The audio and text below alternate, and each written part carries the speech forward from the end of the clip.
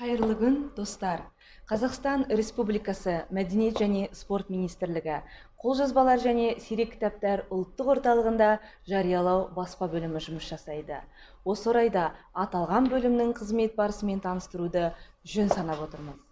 Жариялау және баспа бөлімінің негізгі функциясы халықтың рухани қазынасы болып табылатын құнды мұраларымызды қайта өңдеуден өткізіп, тазарту арқылы көне жазба жәдігерлердің алғашқы қолжазба нұсқасын заманауи полиграфиялық тәсілмен қайта баспадан шығаруды қамтамасыз етеді. Осылайша еліміздегі ғана емес, сырт елдердің зерттеуші мамандарының оқып зерделеуге ыңғайлы етіп кітаптарды электронды нұсқасын дайындау болып табылады. Мұраларды өңдеу, жөндеу жұмыстары Adobe Photoshop, FineReader және өзге де дизайнерлік бағдарламалар арқылы жүзеге асырылады.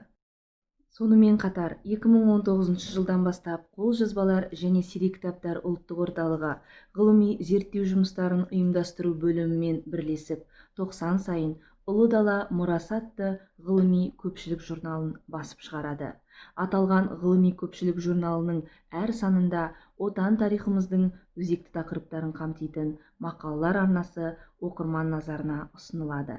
Сондай-ақ осы журналдың электронды нұсқасын ncmrb.kz сайтына кіріп толыққанды түрде таныса аласыздар.